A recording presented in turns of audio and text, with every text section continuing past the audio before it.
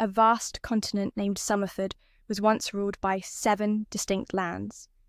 Over time, these 7 territories merged to form a mighty empire. But peace was shattered when the empire plunged into war, claiming the life of the head of the Loven clan, a father so remarkable who had imparted countless lessons to his son since birth. Those around them were crushed by his passing. Though only 12 years old, At was determined to rise as the new leader of the clan. Flashback, 12 years At was just an ordinary office worker, living a routine life of instant noodles and late-night gaming marathons. This unhealthy lifestyle led him to a fatal heart attack, and he passed away the next morning. Upon waking, At believed he had been rushed to a hospital cared for by his mother and maid, whom he thought were nurses. But a glance in the mirror shattered that illusion. He had been reincarnated into another world. By age 3, he had mastered the language and writing of this new realm and learned the history of the empire he now called home. This world brimmed with magic, just like the games At once played. Born into the noble Loven family, At's father ruled a small territory with about 1,000 souls. As a noble, At lived in a grand mansion, rivaling a castle complete with his own chef and many servants. At felt reborn into a king's life. He soon discovered a unique gift within himself, a skill called appraisal, allowing him to assess others' abilities with a single glance. Today, At visited his father's training grounds to watch the soldiers spar. These were men shaped by his father's relentless effort to defend their land. Everyone was amazed to see a 3-year-old so focused and diligent, but At's true purpose was to test his appraisal skill. This time, he noticed a soldier named Mireille, who possessed exceptional talent as an archer, yet Mireille stubbornly wielded a spear, struggling fiercely. He even claimed bows were dull and unimpressive. At urged Mireille to try shooting a bow just once, though inexperienced Mireille couldn't refuse. He notched an arrow and struck the bullseye on his first shot, leaving the crowd gasping. At first, they thought it luck, a dog catching a fly, but each arrow thereafter hit dead center. Soon, everyone advised Mireille to switch to archery immediately.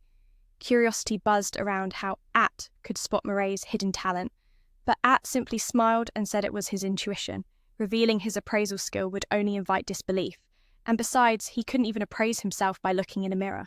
That night, At's father, Lord Raven, was stunned to learn his son had uncovered Mireille's potential. Yet his expression held a hint of something darker, leaving At unsure how to respond.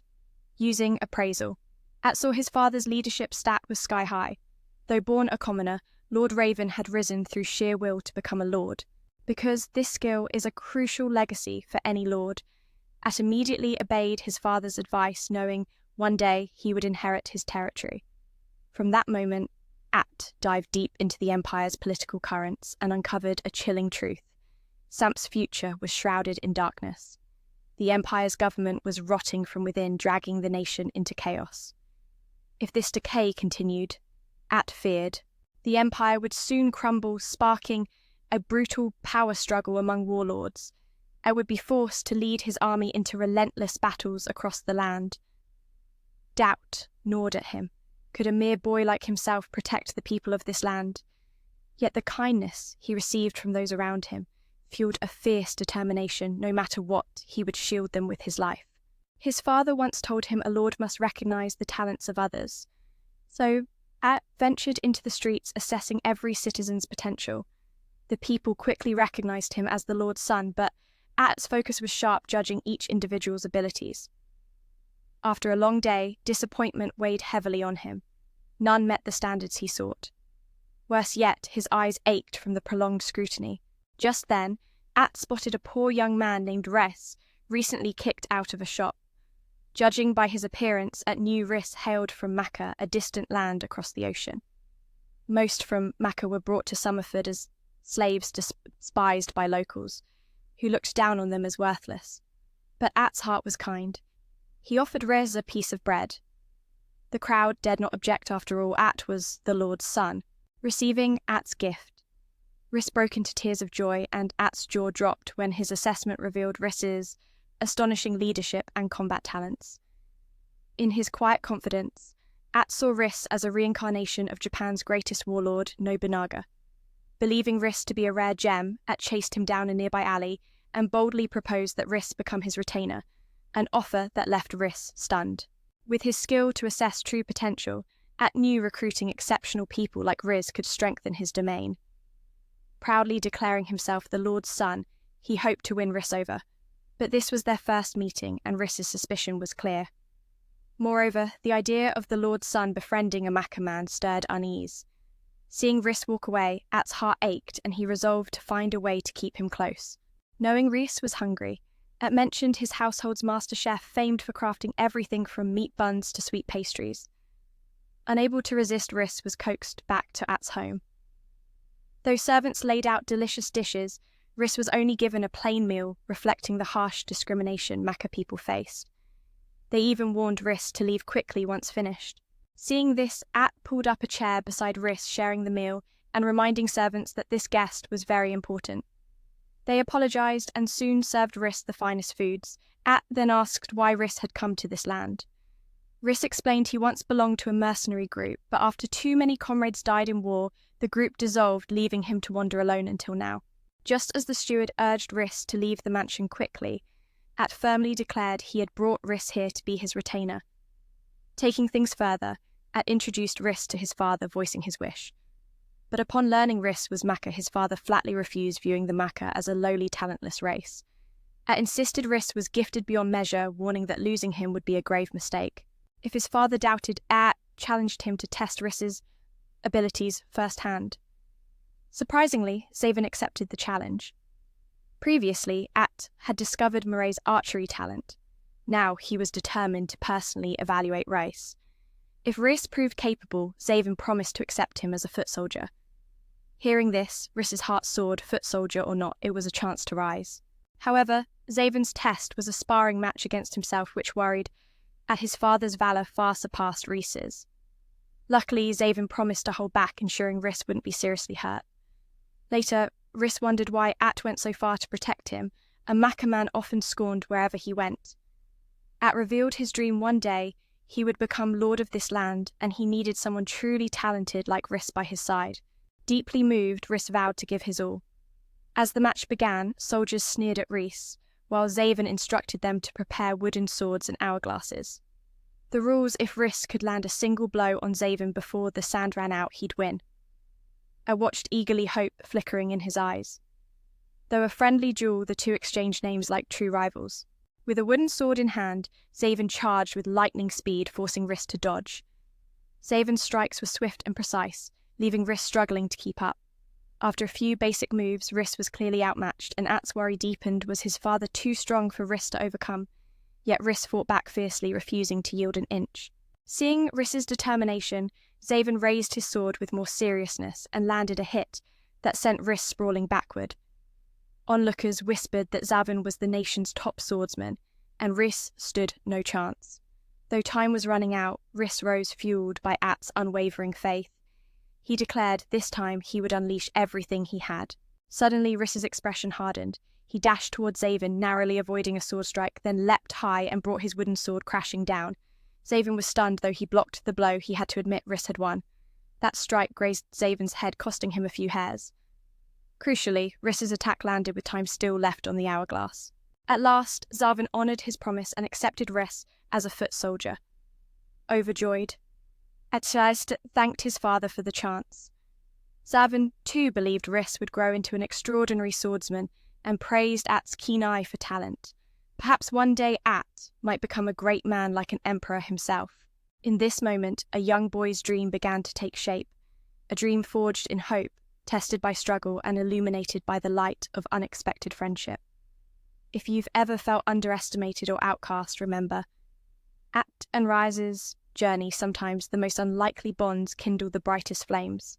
And if you find yourself at a crossroads wondering if you have what it takes, know this: even the smallest spark can ignite a revolution. Thanks for walking this path with me, where every heart beats with the courage to change fate. Of course, Raven was only teasing, but deep down he only wished to hold his territory until the next generation that alone would bring him peace. After the battle, Raven's soldiers began to warm up to Riss, who was soon gifted a new outfit to become A's personal retainer. Amazingly, Riss also took on household duties, surprising A. Riz confessed that without A, he might have starved on the streets, vowing to repay this debt for life. From that moment, A's mission to rebuild and protect his homeland truly began. But to achieve this, A needed many talented people. Above all, he sought someone skilled in magic. A remembered his father's warning that the Empire's chaotic era was drawing near, so he used his unique ability to assess and recruit capable individuals. Months passed since Riz arrived. Beyond his duties as a retainer, he tirelessly helped train the soldiers in swordsmanship. Riz also received thorough education about the world, becoming the most learned member of the Loven family. Gradually, the people around began to accept Riz, recognizing his remarkable talents, not just his sharp looks, but his perfect blend of brains and brawn like a true Prince Charming. Right now, Riz was helping A grasp the Empire's history. Riz revealed that the Summerford Empire was in grave danger. The Emperor was only 8 years old, while real power rested in the hands of corrupt nobles. This turmoil sparked uprisings by many lords seeking autonomy. A's father often had to fight small battles on the front lines, so recruiting gifted people fast was critical. Riz learned that the war would begin in the Mission territory, the land Raven governed. The current Lord of Mission was aging and frail. When he passed, his 2 sons would surely start a war to claim succession. A's father, Raven, would have to choose which son to serve. Riz saw this as both a challenge and a golden opportunity, for Raven victory could mean rapid rise among the lords. To help Raven seize this chance, A and Riz needed to recruit talented people to strengthen their land. So today, they decided to venture into the city together, searching for new recruits. Recently, A noticed his father's dedication to sword training, clear signs the Empire's chaotic war was near. When A suggested bringing back a skilled magic user, his father agreed immediately, knowing magic could turn the tide in battle. But the Loven family had no outstanding mages. A had once tried casting magic under his father's guidance, but it barely produced a tiny flame with no damage. Since then, A had given up on magic, so this time he was determined to find a truly talented mage for his father. Rias mounted his horse and took A to the city to recruit, confident that a powerful mage would multiply the Loven family's strength manyfold. They arrived at a city bordering Raven's territory. Its population was 50,000, 50 times larger than Raven's domain. This was a land of wealth and luxury, filled with tall mansions and grand houses on every street. The glittering city was a stark contrast to the battlefield, yet it held the key to the future of their homeland. With hope and determination, A and Riz began their search amongst the bustling crowds, ready to find the magic prodigy who would change everything. In this city of riches and secrets, a new chapter was about to unfold, where talent would be the spark to ignite the flames of destiny. At hoped that one day his homeland would grow rich and prosperous just like this place. Meanwhile, Riz believed that a city like this must surely be brimming with talented individuals. But when At used his appraisal ability, he found that most people around had low stats. Despite the wealth surrounding them, their true capabilities were buried deep at society's lowest levels. So, At spent the entire afternoon assessing, yet couldn't find a single promising soul. When Riz asked why, it explained that a person's true state is a mix of stats and innate talent. Even if someone's stats are through the roof, without talent, their strength can't truly shine. So, uncovering real talent is a daunting challenge. Hearing this, Riz encouraged. At saying this was just the beginning. The two quickly changed direction to continue their search. As they passed through a narrow alley, At spotted many poor, downtrodden people lying around struggling. He felt a deep sympathy for them, shocked that such misery could exist in a city of wealth and luxury. Riz remarked that the richer a place grows, the wider the gap between rich and poor becomes. Having once been saved by At himself, Riz understood the kindness in At's heart toward these unfortunate souls. Now Riz's heart ached witnessing this harsh reality. Sadly, the combined strength of At and Riz wasn't enough to help everyone. At initially thought this city was a beautiful place worth living in, but now he believed only by saving the weak could it truly become great. At dreamed of one day creating a magnificent territory, hoping that among these downtrodden people, talented individuals would emerge. Just then, a girl hiding nearby overheard At's conversation. When they reached the city market, At was amazed by all the new things he had never seen before. A sly merchant noticed At's awe and tried to trick him into buying what he called dragon eggs from the northern continent. Hearing this, At's eyes lit up, imagining himself about to ride a dragon. He was about to pay for 3 eggs when Riz suddenly pulled him back. Riz pointed at the merchant's face and warned that anyone who dared sell fake goods to At deserved the harshest punishment. Riz explained that those dragon eggs were nothing but lizard eggs. He had read about both dragon and lizard eggs in books. Plus, a shabby stall like this wasn't fit to sell real dragon eggs. Riz kept talking, unaware that a crowd had already gathered around. At had to urge Riz to stop and pulled him aside. At was grateful. Riz saved him from the deceiver. He hadn't expected Riz to act so fiercely against anyone who tried to cheat him. To avoid trouble, At decided from now on he must learn more about the world. Afterwards, the two went to the city's central square for lunch. Though At had already eaten plenty, he couldn't resist buying some sweets to enjoy alongside. At that moment, a girl dashed by and snatched At's money pouch without him noticing. Only when Riz pointed it out did At realize his pouch was gone. They quickly gave chase. Riz sprinted ahead, grabbing the girl's cloak. When she darted into an alley, they followed to see what was happening. There At and Riz found 3 men brutally beating the girl. At pleaded with them to stop their cruelty. One thug lunged to punch At, but Riz intercepted with a powerful punch that sent him flying. The other 2 were swiftly taken down by Riz with ease, forced to retreat in bitter defeat. At used his appraisal ability and discovered the girl named Charlotte possessed astonishingly high stats. Though only 11 years old, her bravery rivaled At's father's and her magical talent was already at an S rank. Riz urged Charlotte to return At's pouch, but At surprised everyone by inviting her to become his retainer, recognizing her extraordinary magical potential. Charlotte flatly refused, not wanting to serve a kid like At. She had never even cast magic before and knew nothing about it. At explained he could sense her magical talent and promised that as his retainer, Charlotte would live a comfortable life, no longer forced to steal. But Charlotte dismissed him as just another spoiled, noble brat. She believed nobles only enjoyed luxury without achieving anything meaningful and refused to be a tool for their shallow lives. At insisted he would build a place where people like Charlotte could lead good lives. Charlotte scoffed, saying such a day would never come. She saw the poor living hopelessly in alleys, barely scraping by, and questioned when their lives would ever improve as At promised. She warned At not to pretend to be a saviour to trick her, then returned his pouch, thanking Riz for rescuing her earlier. Seeing Charlotte's fierce spirit, At asked who the attackers were. She revealed they were henchmen of a slave trader. Charlotte had once been caught stealing from a noble's food warehouse and sold to these slavers.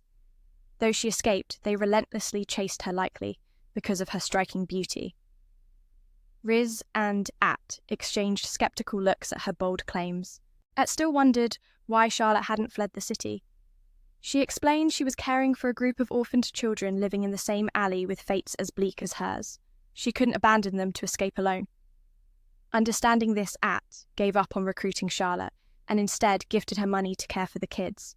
Though she didn't thank him, it felt joy knowing she'd stay with the orphans rather than be taken away. That night, At's thoughts lingered on Charlotte, leaving him sleepless. Riz shared that he had once been in her shoes. Charlotte likely saw nobles as enemies because they trampled on people like her. At admitted she was right, building a better city felt like a child's dream. Just then, they saw children running through the streets calling Charlotte's name. When At asked, they revealed she had been captured by 3 men earlier that day. Charlotte had wandered into this wealthy city alone as an orphan from the streets. Seeing children with parents and luxury, she felt envy. The townsfolk always avoided Charlotte and sometimes even pushed her down despite her only wanting to buy a simple item. Her harsh reality was a stark contrast to the city's glimmering facade. At felt the weight of Charlotte's struggle deeply. Riz reminded him that beneath the surface, many stories like Charlotte's unfold, where innocence fights against a cruel world. This tale isn't just about magic or power. It's about the human spirit striving for hope amidst despair. If you've ever felt powerless like Charlotte, take a moment to breathe and remember, sometimes what we need most is someone who believes in us, even just once. And if you find yourself lost between choices in life, may Charlotte's story remind you that even the smallest light can guide the way. Thanks for sharing this journey with me. That bread was all she had left. In that moment, Charlotte realised the world no longer saw her as human. A heavy sorrow settled deep inside her as she silently questioned why fate had burdened her with such a harsh life. Now, the merchant's henchmen dragged Charlotte back to their base. Though they beat her mercilessly, she was so numb to pain that it barely touched her soul. The merchant noticed this and ordered his men not to strike her face because Charlotte was meant to be sold to a wealthy, twisted buyer. Any injury would only lower her price. Then the thugs spotted Charlotte's pouch of money and greedily snatched it away. Though Charlotte quickly grabbed it back, escape was impossible. Thinking of the orphans without a single coin to survive made her heart ache even more. To make matters worse, the merchant warned her never to return to the slum district, because once Charlotte fell into their hands, her life was essentially over.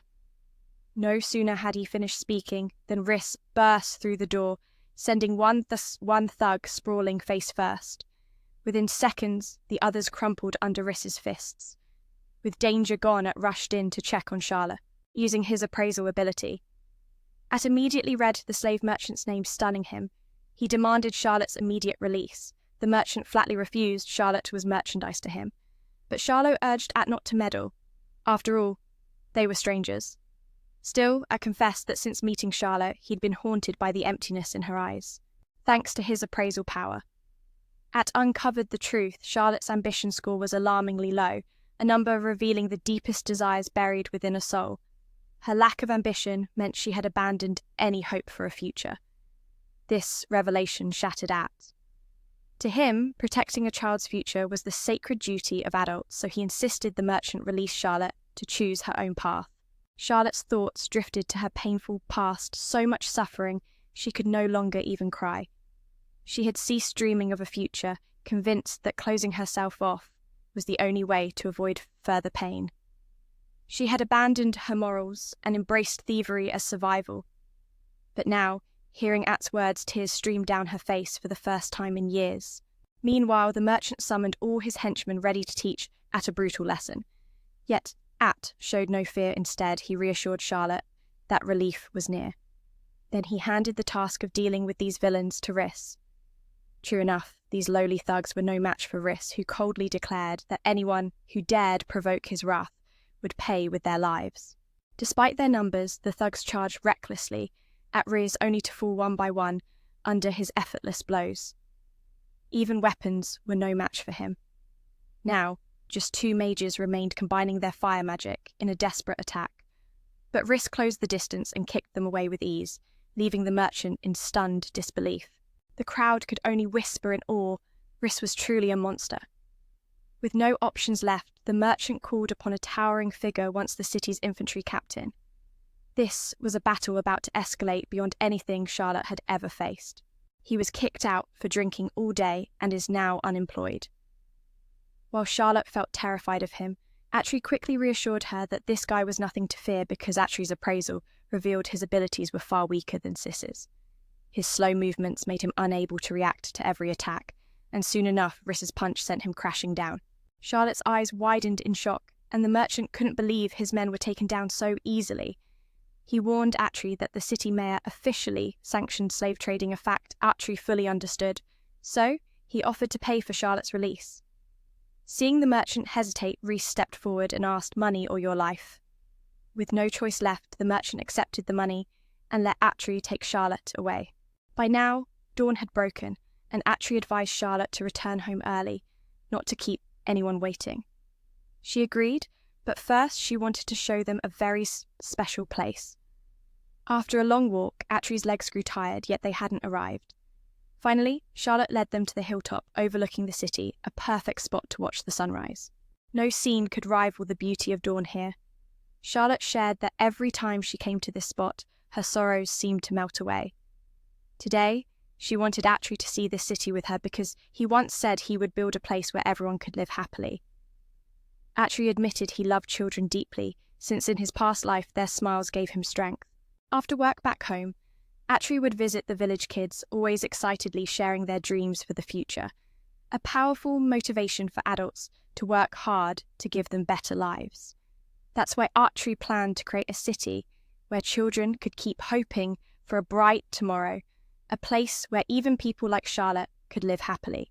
Though, A little shy to speak his heart aloud, Charlotte agreed to join Atri's cause because she too wanted orphans to have a bright future. But to become part of the Loven family, Rhys insisted Charlotte first prove her skills. Earlier, he had taken a magical artifact from the merchant's house and then carefully guided Charlotte through her first spellcasting. Curious about what magic an S-rank sorcerer might unleash, Charlotte placed the magical item around her neck and attempted a fire spell similar to the ones from before. Unexpectedly, she created a massive explosion that left both Atri and Rhys speechless. The city residents and the mayor were stunned, unsure who had cast such powerful magic. The artifact itself shattered under the force of her power. While Rhys and Atri gaped in disbelief, Charlotte proudly flaunted her magic. Before officially becoming part of Atri's family, she asked if she would be well fed.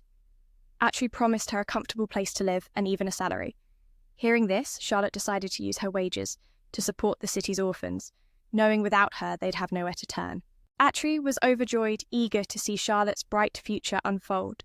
She knelt down, vowing to dedicate herself completely to his mission.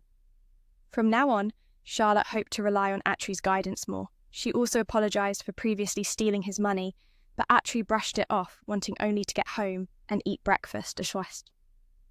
Charlotte never imagined she'd end up serving a kid like Atri, but she believed in the future he was creating. Charlotte then went down to bid farewell to the orphans, while Atri felt proud having gained two powerful allies.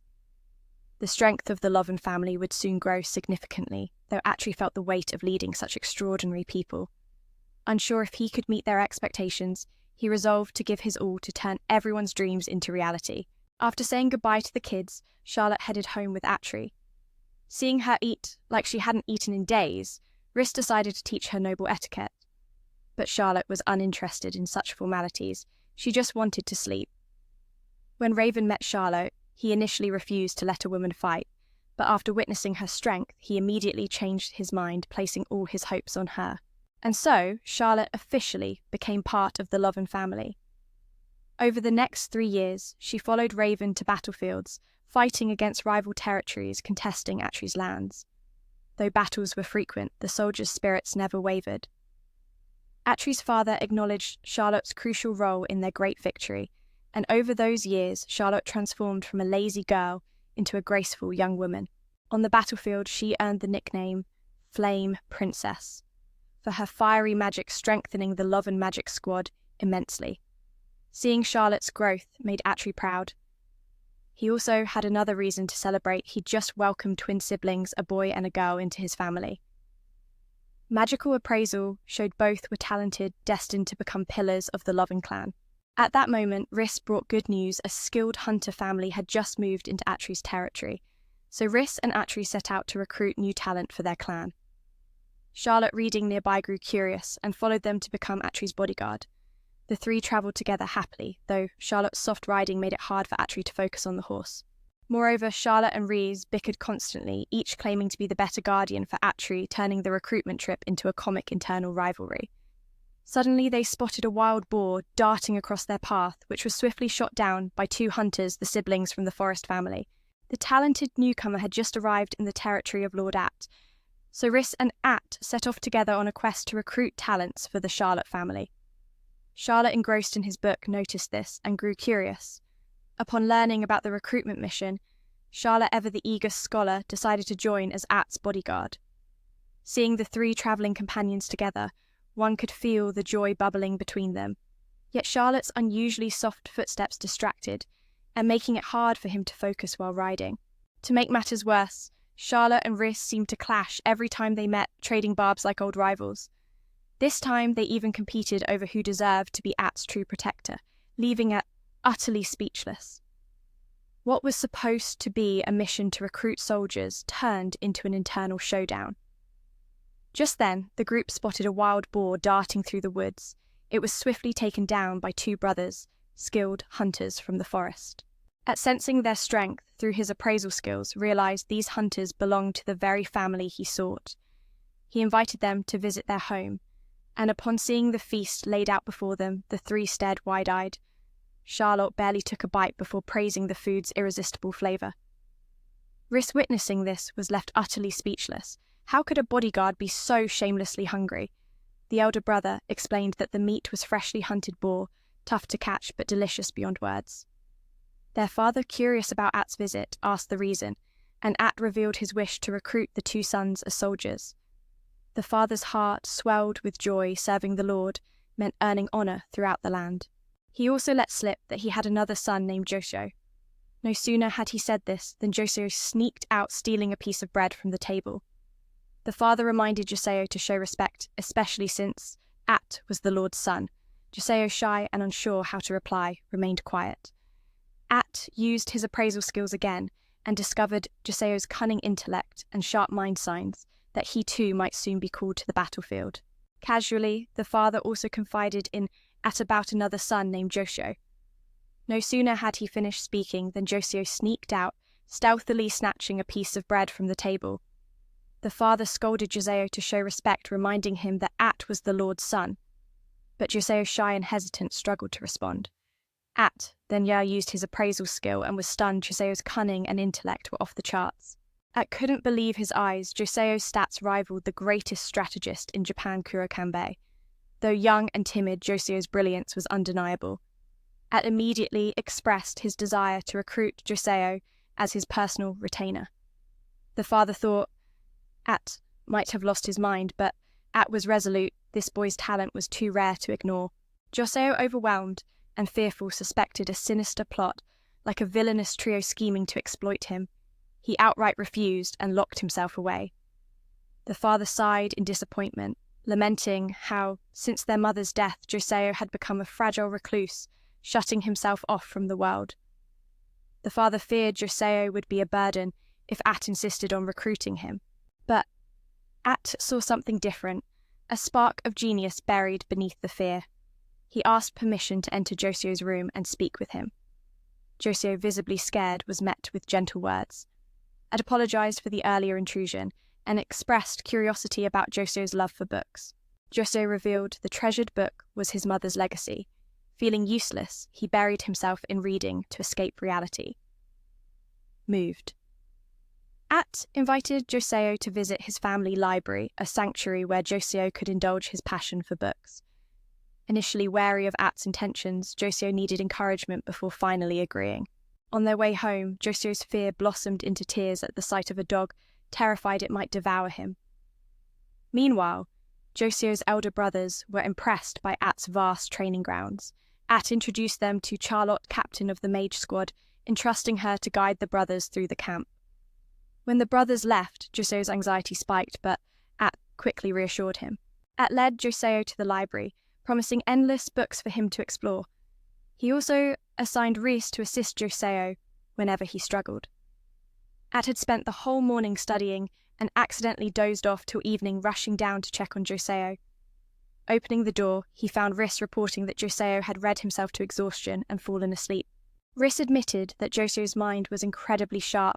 Just a little guidance had him absorbing knowledge and reasoning on his own. At's appraisal revealed Joseo's intellect was rapidly rising. Just then, Joseo's brothers returned from their tour and confided in At that Joseo had never before. Once upon a time, Joseo's mother only read books aloud to the boy, never expecting he'd learn to read on his own. The moment Rose woke up, At immediately asked how well he had learned the letters. It turned out that Joseo possessed a prodigious memory. He had etched every word his mother once read into his mind. Later, Rose matched the letters in the book himself, unlocking the secret to reading. Hearing Joseo's story of self-taught literacy, everyone was left wide-eyed in awe. But At felt that letting such a talent slip away would be a tragedy. Now the problem was convincing Joseo's father. Rhys suggested a bold plan show the father that Rose could hunt without a bow, and his perspective might change. The next morning, At assigned Joseo the task of hunting wild boars using traps. Joseo's two older brothers thought they could finish the job faster, but At believed strength alone wasn't the key. With knowledge as his weapon, Joseo could surpass them both. His brothers promised full support, hoping this would earn their father's recognition. Soon, Joseo crafted a pen to funnel the wild boars inside. Joseo's father couldn't believe his eyes. It was the boy's masterpiece. According to the book, wild boars charge at anything yellow, so Rose painted fences bright yellow to lure them in. He also hung medicinal herbs above the pen, knowing pregnant or young boars detest the scent. Rose Seo's wisdom protected the species from extinction, echoing his plea to his father to cherish nature. Rose Seo's older brothers begged their father to acknowledge the boy's talent, but he only told Rose to leave and follow At. Yet he hoped At would care for his son. As the father returned home, Rose Seo feared he was forever unloved and resigned himself to follow At. But At urged Rose Seo to stay home tonight, sensing the father's coldness hid a deeper pain. After Rose Seo's mother gave birth, her health waned and Rose blamed himself for her passing. This sorrow had hardened his father's heart, leaving Rose Seo alone on every birthday, locked away in solitude. Sometimes Rose wished he had never been born. Just then, Rose overheard his father and brothers on the roof celebrating the next day as their army enlistment day with a heartfelt toast to their late mother. One brother asked why their father treated Rose Seo so harshly, despite the brilliance of his trap. The father finally confessed he had ignored Rose Seo's talents, focusing only on his shortcomings, and now felt unworthy of being his dad.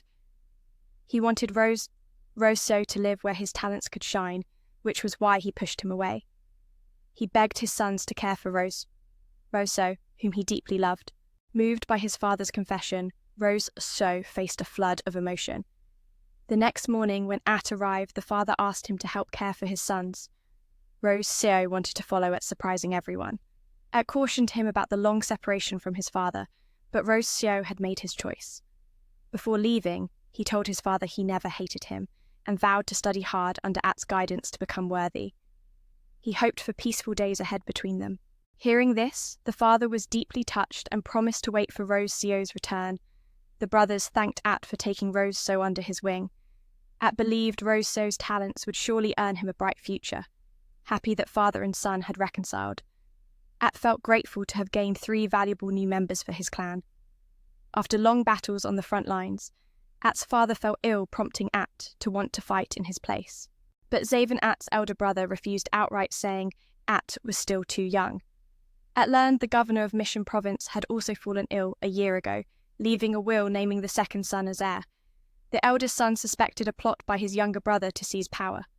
This split the family into factions, plunging Mission into civil war. Neighbouring lands seized the chaos to attack, worsening the conflict. At realised that sooner or later he would have to step onto the battlefield. Meanwhile, a young noblewoman was travelling to Loven territory. Raven informed At he was about to be engaged. At's face froze in disbelief. He was just a kid, yet his father had arranged a marriage. A letter even announced the fiancé's upcoming visit, leaving At speechless. Panicked At warned everyone about his fiancé's impending arrival. Charlotte joked that At had only ever promised to marry one girl, but At insisted this was serious news from his father. Soon, the fiancé's entourage arrived at the Loven estate on a stormy day. At was nervous. He'd never had a girlfriend before and had no idea how to behave around such a beautiful girl. Then Licia appeared, smiling brightly in front of At. She wasn't just stunning.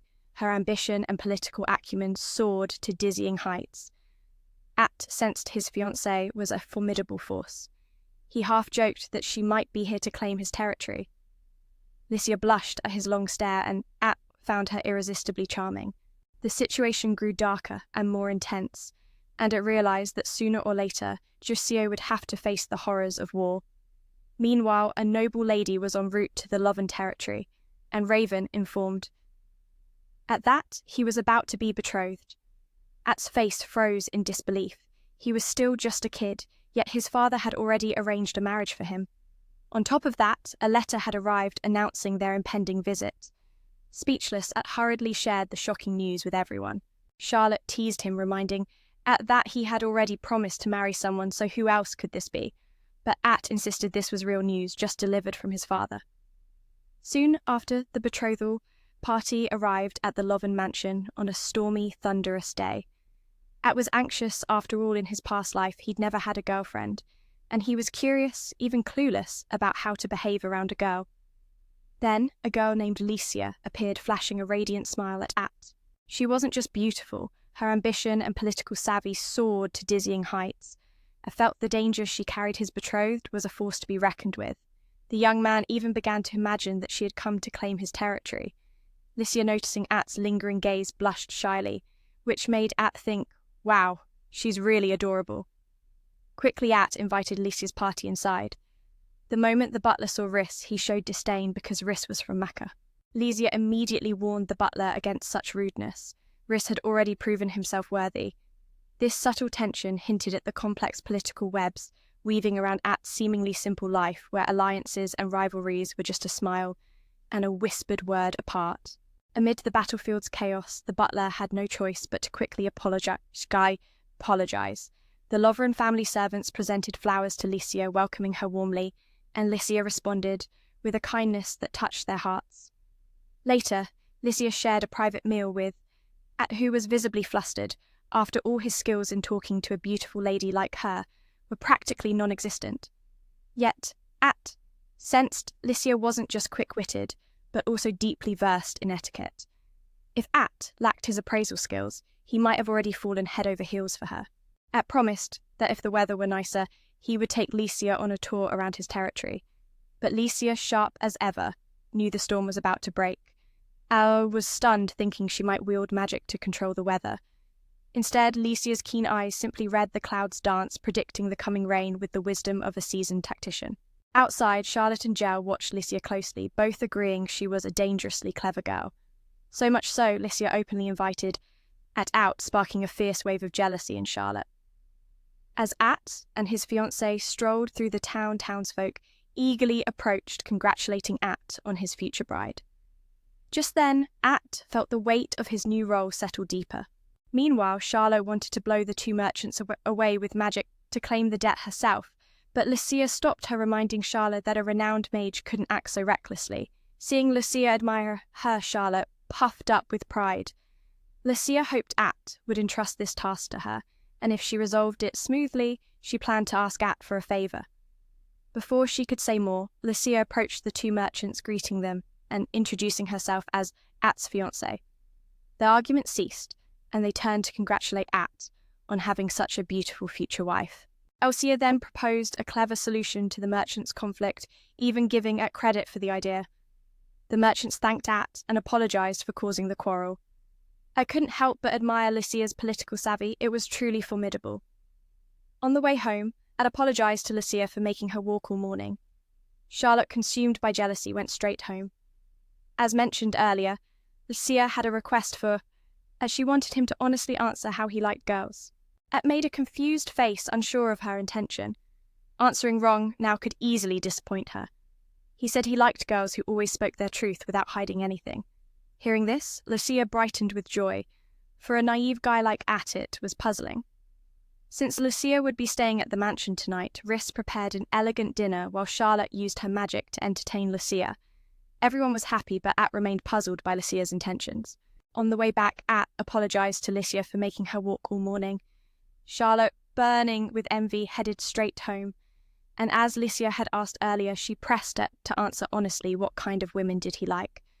At's confused expression betrayed him answer wrong, and he'd crush her hopes. So he said simply, he admired those who spoke their truth without hiding a thing. Licia's joy at this answer was palpable, but for a shy, inexperienced guy like At, it was a riddle wrapped in sweetness. That night, Licia stayed at the mansion, and Riss prepared a luxurious dinner. Charlotte used her magic to entertain Licia, and though everyone was in good spirits, At still couldn't quite grasp Licia's deeper intentions. Later, as At climbed into bed, he was startled to find Licia already tucked under the covers beside him. He was about to shout, but Licia stopped him just in time. At first, he thought Licia had entered the wrong room by mistake, but no, she had slipped in to have a serious conversation. This was At's first time sharing a midnight moment with a girl, and his nerves were tangled. Licia asked him honestly what he thought of her. Turns out Licia had a special gift. She could read a person's true thoughts just by looking into their eyes. She noticed At's suspicion the moment they met and wanted to clear the air after their day together. At admitted his suspicions, revealing his appraisal ability to gauge others' skills and talents. He saw Licia's political acumen shining brightly, and guessed she might be here chasing a shadowy ambition. Licia, trusting At's honest words, confessed she indeed carried a grand ambition. She wanted to catch At's full attention. Her shy confession was so endearing, it left at a loss for words. Afraid his territory was too small to offer Licia the life she deserved, as his fiancée, At hesitated. But Lysia didn't care about land or status. She only wanted to be noticed, to be truly seen by him. Their quiet moment carried the tender weight of unspoken dreams and growing trust. She shyly revealed she wanted to attract At's attention more. Seeing Lysia's adorable expression, At felt awkward and didn't know how to respond. He worried his small territory might leave her at a disadvantage if she became his fiancée. But Lysia cared little for land. Her focus was At's talent alone. At first, Lysia even considered breaking off the engagement if At was incompetent. But after spending a day with him, she wanted nothing more than to marry him. Trusting his abilities would bring great prosperity to Loven. On their journey, Lysia noticed how beloved At was by the people. When they heard Lysia would be At's fiancée, joy spread as if it were their own celebration. This proved At's strong potential as Loven's future lord. Just like the people, Lysia admitted she had fallen for At. After confessing, she excused herself to her room, leaving At dazed and full of thoughts. This was the first time At had been sincerely confessed to by a girl, and his heart was stirred deeply. Lysia herself was puzzled by her boldness. Sneaking into a boy's room late at night to confess was daring indeed. Yet she was happy. It was the first time she spoke her true feelings. Previously, she saw nobles as corrupt, tainted by lies and schemes. Her power let her see their darkest emotions. Lysia believed that if a powerful man noticed her, she could escape the treacherous world of nobility. Initially, she wasn't interested in marrying into the small Loven family, only wanting to make a small impression to build connections. But encountering At, she was met with suspicion. Unlike any before, her powers couldn't pierce his thoughts. Despite that, At's kindness shone through when he saw her hurting her foot and quickly fetched ointment. From that moment, Lysia was captivated by At. She also noticed how the common folk treated At like family, and she longed to be part of his world. In the end, At accepted her confession that night. Lysia saw At as strong and capable, but too kind-hearted, certain he'd be exploited by villains. So, as the closest person to At, Lysia vowed to crush anyone who dared block his dream of building a better world. From that day on, At wrote to Lysia, diligently checking on her. Before Lysia returned home, At gifted her a bag of flower seeds. Though Lysia was pleased, she felt it wasn't enough. At hadn't yet returned her confession. Yet, she was determined to stay by At's side for life. Saying her goodbyes, she rode off in a carriage to her own territory. Meanwhile, At received good news. The mission war was calming down, and his father's illness was slightly improving. At decided that next time he met Lysia, he would confess his feelings too, hoping for a peaceful life together. But peace was fleeting. A few years later, At's father fell gravely ill again, and doctors advised At to prepare for the worst. This crushed At. He felt he hadn't done enough for his father. Meanwhile, news came that Mission's governor was brutally assassinated by a stranger. The report quickly reached Raven, who grew deeply worried. Rosa predicted war was imminent. Raven understood that, with the governor gone, a fierce succession battle between his two sons would erupt, forcing neighbouring provinces to pick sides. Raven instructed Rhys to ready their troops at any moment. Though Raven wished to fight himself, his health forbade it. At heard that a meeting of lords would be held at Kanana Castle, and he would attend in his father's place to gather intelligence. Lysia was also anxious as war loomed. The next morning, At and two companions returned to Kanana City. At the castle gate, At handed the guards an invitation. Initially suspicious, the guards recognized the Fire Princess and dared not oppose him. They also acknowledged Rhys' fearsome nickname, the Loven Reaper. No one knew what Rhys had done on the battlefield to earn such a terrifying title. Once confirmed they were Loven family, the guards allowed them in. Since it was At's first important meeting, he was nervous. The city's governor, also the castle lord's assistant, greeted them warmly. Hearing At's father was ill, he wished him a speedy recovery. The governor knew Rhys and Charlo were talented, and tried to recruit them, but they pledged loyalty to Lent and refused. Soon, the trio was led to the meeting room. When At opened the door, he saw the lords already waiting.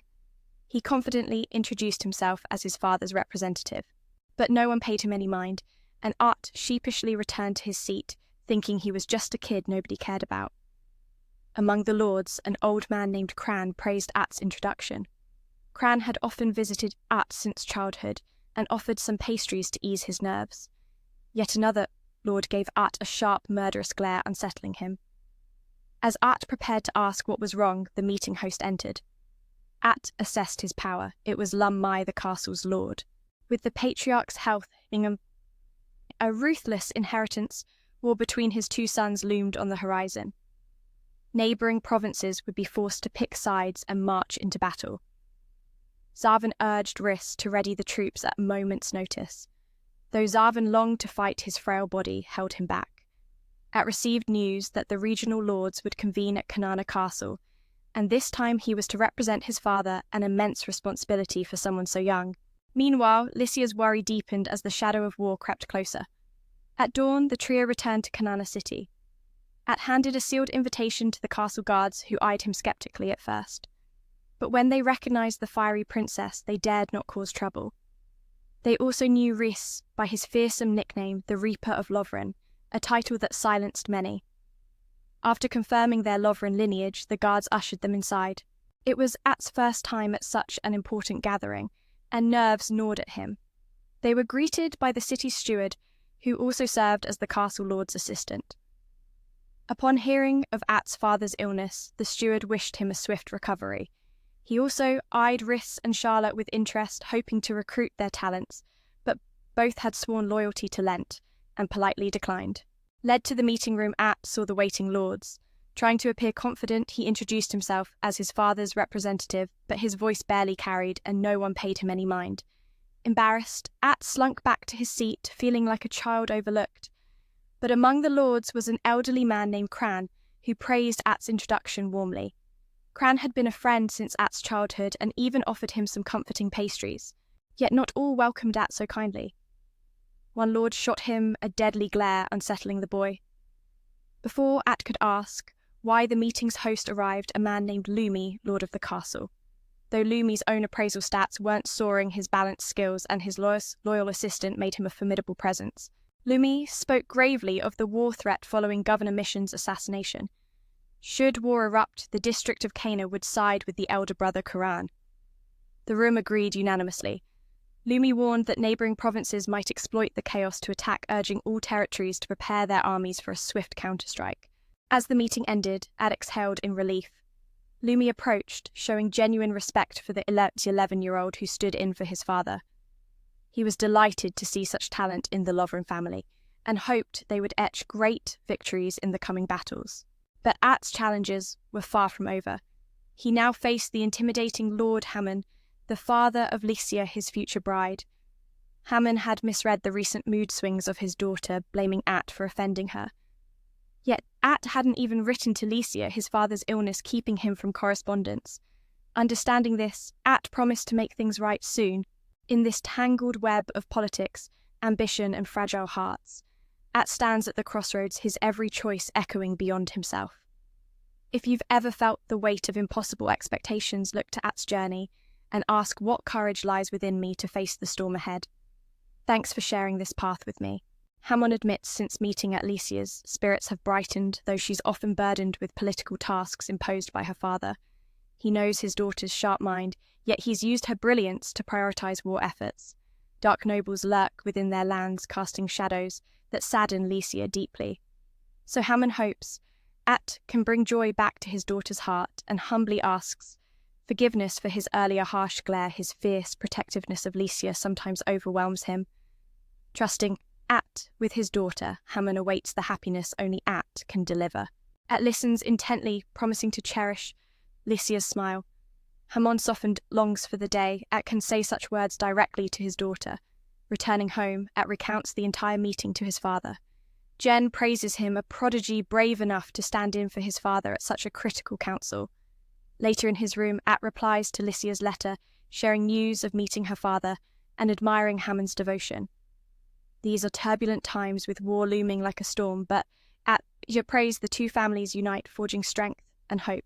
Determined to protect Lycia and secure victory, At descends to the training grounds, calling on Rhys to sharpen his combat skills. Though he trains all day, fatigue escapes him not from weariness, but from frustration. Everyone around him grows stronger with each session, yet At feels stuck, his bookish knowledge no match for battlefield experience. Usually, Charlotte and others shield him from danger, but fear could unravel the team. So, At steels himself he must become stronger, a pillar everyone can lean on. Just as Atu wrestles with his doubts, Jose arrives with urgent news. Foreign invaders have launched a surprise attack. Lord Lum's letter commands Lovin's troops to mobilize immediately. The enemy presses into Lord Cran's lands, and if Lovin delays, their territories will fall. With his father ill and unable to fight, At must now don the mantle of commander, leading the army to the front lines. Rallying his forces at the mansion gate, he entrusts Rhys with the task to ensure their first victory. As At marshals his troops, Jen suddenly appears, catching him off guard. Jen warns that At's current mindset isn't battle-ready. He needs time to mature. Meanwhile, Jen himself stands ready to sacrifice everything to defend the Kana region and Lovin's lands. But At, with unwavering resolve, vows that alongside Rhys and Charlotte he will claim their first triumph on the battlefield. Yet lurking shadows remind us Raven watches from afar, stirring the winds of fate. No additional dialogue beyond subtitle 142 in the original. Jen believed that since At hadn't yet worn the face of a true warrior, he wasn't ready to step onto the battlefield. Not knowing what it truly meant to have that warrior's spirit, Jen ordered the soldiers to bring out a notorious criminal from the prison, a man whose crimes were unforgivable. Only because Davin was ill had the execution been delayed. This would be At's trial of courage. If he could look the criminal in the eye without pity, then Davin would deem him mature. But At had never witnessed death before, and the criminal's constant threats stirred a flicker of fear within him. Seeing this, Raven declared the criminal beyond saving and commanded the soldiers to execute him. When At watched the punishment unfold, horror overtook him, so much so that he vomited at the gruesome scene. Raven noticed At's wavering spirit and concluded that he was still too immature. Thus Raven would lead the troops into battle himself, while At obediently stayed behind. At's 3 loyal followers comforted him, but Davin urged them to prepare for the upcoming war, forcing the trio to leave. At alone in the pouring rain. At could only blame himself for his weakness, feeling powerless to help his father in this dire struggle. Raven then led the charge, attacking the enemy fortress near the border with fierce determination. Rhys stayed close by sweeping through enemy lines at the vanguard. Behind them, Rizal directed the archers to rain arrows inside the fortress, while Charlotte unleashed fiery catapults to breach the gates, clearing the path for Raven's advance. Yet Raven's worsening illness drained his strength, but despite that, his army claimed a resounding victory, seizing the fortress. The battle raged for a month, and when Raven finally returned, he was frail and weak. 4 days had passed since At's 12th birthday. The family knew Raven's time was short, and Rias's group stood vigil outside, awaiting news. When At appeared, they noticed the scars covering him, a testament to his relentless training over the past month to grow stronger. Rhys reported that Raven had fought bravely, but collapsed immediately after the battle due to his failing health. Hearing this, At blamed himself for forcing his father into the battlefield, and vowed to train even harder to inherit his family's legacy. Charlotte heard tales of At's grueling daily training, his fierce resolve etched across his face, and hoped he wouldn't fall like his father. Just then, Lady Lucia unexpectedly visited At's manor. She too was worried about him, and had come in the dead of night. Lucia revealed they had exchanged heartfelt letters, but since the war began, her messages had grown strange and distant. Now she wanted to understand what troubled At. Rhys explained At's helplessness at not being able to join the battle, and his torment over his father's worsening condition. Moved by this, Lucia wanted to support At as his fiancée. She went to the training grounds and found At practicing swordsmanship with fierce determination. Though exhaustion struck him, he never gave up his father, despite illness, fought with unwavering courage. More than anything, At sought strength to protect those dear to him. Lucia quietly slipped away, not wanting to disturb his pursuit of this dream. Just then, the maid arrived with urgent news Raven had awakened and wished to speak privately with Rhys's group. The 3 hurried to Raven's room, where he thanked them for managing affairs while he was unconscious. Charlotte joked that the gratitude must mean Raven's circuits were short-circuiting, but Raven just smiled, wanting a normal conversation, not as a lord, but as a man. Jen asked how life had been since they arrived, and all 3 admitted that living under the Loven family felt like paradise. Raven was pleased, but lamented that his remaining time was short. Though Rhys doubted it, Raven understood his failing health and wished to bare his soul before departing. When At brought the three to see him, Raven found the boy amusing, but never expected these men to become the pillars protecting their land. Proud, yet burdened Raven asked them for one last favour. At was still too weak to stand firm on the battlefield. Becoming the Lord would be a harsh trial for such a child. Raven, nearing the end, could no longer teach At the harsh truths of this world. So as a father, not a lord, he begged them to support At from now on. Rhys admitted that without At, he would still be trapped in self-doubt, unable to understand family. No matter what happened, Rhys vowed to give his all for At. Charlotte confessed that At gave her life meaning, and she would follow him into the future. Rhys recalled how At had saved his life when he was starving, swearing to protect At even at the cost of his own life. At last, the three bowed deeply, thanking Raven for accepting them into the army. Outside, Rhys urged Lycia to visit Raven, and Lycia respectfully greeted the Lord. It was their first real conversation, but Raven revealed he had met Lycia long ago. In fact, he had arranged the engagement with Lycia's father, impressed by her mature demeanour from the start. Raven praised Lycia as a gentle soul capable of handling any hardship, wishing for At to have someone like her by his side. Yet the love and territory was small, and At was still just a child. Lycia saw At's kindness, sometimes his weakness, but now recognised his fierce training to reach his father's level. Hearing this, Raven was joyful, realising Lycia truly loved At, and she admitted her feelings came straight from the heart. As Lycia stepped outside, she found the three still waiting and passed along Jen's wish to see At. She also thanked Rhys for giving her the chance to meet her father one last time. Though Rhys appeared cold, he too was deeply pained. After all, Raven had been his mentor through countless battles, yet Rhys could only watch helplessly as the Lord slipped away. When At entered Raven's room, the weight of loss hung heavy in the air, a silent storm brewing between past and future. This wasn't just a tale of war and power. It was a story of a boy fighting to grow strong enough to protect those he loves and the people who vow to stand by him even when the shadows of fate grow long. If you've ever felt powerless, like At struggling to rise when the world demands strength, pause and reflect. Sometimes the hardest battles are not on the field, but inside our hearts. And sometimes what we need isn't just power, but the unwavering support of those who believe in us. As this chapter closes, may the journey inspire you to cherish the small lights guiding you through darkness. Thanks for sharing this emotional voyage with me. Remember, even a child can become a warrior when love and courage light their path. That night, as the clock struck midnight, At couldn't hide his excitement. While his father was away fighting battles, At had been tirelessly researching countless remedies to heal him. Hearing this, Raven's heart swelled with pride, finally seeing that his son had truly grown. Raven shared his own story, how at At's age he had vowed to become a warrior. Raven hailed from a humble village in the May province, where the local lord was a cruel tyrant imposing harsh taxes, leaving the people in dire poverty. When Raven was just 10, he left his hometown for the city in search of a better life. Wandering the streets, he caught a glimpse of the governor's imposing presence, a figure of authority that sparked a burning dream within him to become a great leader who could command armies. Driven by this vision, Raven trained relentlessly, and eventually he was chosen to be the lord of that very region.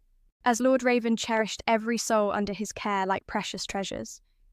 Even when gravely ill, he refused to stay behind, choosing instead to fight on the front lines to protect his people.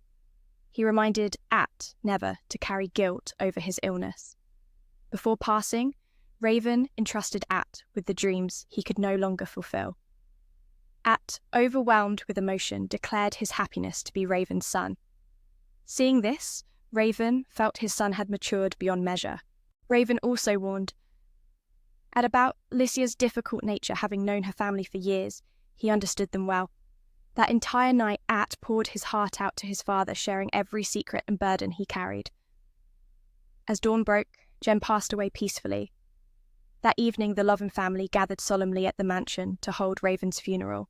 At urged his younger siblings to say their final goodbyes, and he himself laid a single flower by his father's resting place. Overcome with grief, yet filled with resolve, At confessed how much his father had taught him about life. Before his last breath, Raven entrusted the territory to At's care, prompting him to swear he would protect everyone in the land just as his father had. Despite the heavy sorrow, the people pledged their unwavering loyalty to At, confident he would become a wise and strong lord. Meanwhile, Charlotte reminisced about his times on the battlefield with Raven, recalling how Raven always urged him to rest and save his strength, to support At when the time came. Rose remembered the late nights spent studying with Raven, advising to grow steadily and preserve health for the future. Lysia reflected deeply on Raven's final words, how she must remain At's closest ally, supporting him through every challenge. Though this was Raven's funeral, Lysia felt a surprising warmth, comforted by the trust placed in her. At, surrounded by friends and family, no longer felt the sting of loss. Instead, he prayed for his father's blessing on the uncertain journey ahead. Finally, At declared himself the new head of the Loven family. Upon hearing this, everyone knelt in solemn oath to serve him faithfully. At believed that from this moment the legend of the Loven clan would truly begin, etched forever into the history of their land. Rumours spread like wildfire that Governor Mission had been assassinated amid a ruthless power struggle. A mysterious figure emerged, gathering intelligence on the incident. 3 months after Raven's passing, At visited his father's grave, reporting that though he was still adjusting to his role as Lord, his supporters stood firmly by his side. Today, At's group prepared to journey to the city of Kana for an important alliance meeting that could shape their fate. Ming and At promised their father they would strive to fulfill their duties with honour. This was the first meeting since Raven's passing, so everyone took a moment to mourn the loss of a brilliant lord struck down by illness. Yet now, Raven's legacy lives on through his son, At, who vowed to pour his heart and soul into carrying on his father's mission. Witnessing this, everyone agreed At had grown far more mature than before. Lord Lum, the district chief, saw At as an equal comrade alongside the elders and held high hopes for the contributions he would soon make. According to Lum May's intel, the 2 sons of the governor had agreed to a ceasefire, but the elder brother Karan, who had much support, decided to mobilize troops, signalling an impending civil war. The mission was set to unfold once again. Meanwhile, the younger brother, Vassam, held the capital city of Mission. To attack it, Karan's forces had to cross through Plana district, but the Lord of Plana hadn't responded to Karan's summons. With no choice left, Lum May decided to take Plana by force immediately. Hearing this, At suggested Lum May let him try persuading Plana first. A few days earlier, Rosal had sensed something odd about Plana. The district was weak and would surely fall under attack, so their silence to Karan felt suspicious. At agreed it was best to gather intelligence before making a move. Riz then proposed enlisting the help of a skilled mercenary group called Sado experts at gathering information. Riz promised to act as the liaison to connect with Sado as quickly as possible. After careful discussion, Rosal decided to entrust At with handling the Plenus situation, presenting this proposal to Lum May. Fully trusting, At, Lum May immediately agreed. When the meeting ended, At sighed in relief. Everything was going according to plan. As they travelled, the group reunited with orphans they had helped years ago. Charlotte was overjoyed to see them all grown. Back then, At had funded an orphanage to raise these children, even bringing some from the slums to offer refuge. Thanks to this, they had grown into more independent youths, each with their own dreams. Most of them aspired to serve in Lord Lum's army. The children expressed heartfelt thanks to Pet for changing their lives, but At humbly credited Charlotte as well for investing so much into building the orphanage. They both received the children's gratitude, who hoped they would visit again soon. Initially, Charlotte planned to move the kids to Loven territory, but now she felt keeping them in the city was wiser, offering greater exposure and potential to become valuable members of society. Just then, Lisa appeared, surprising At. She had followed her father to the meeting just to see At, though happy to see Lisa. At felt unsure where to take her. Lisa marvelled at the joyful scene At had created. Suddenly, a child ran up to play dirtying Lisa's dress. At panicked, wanting to buy her a new one, but Lisa happily kicked off her shoes to join the fun. At silently thought Lisa truly was a wonderful girl.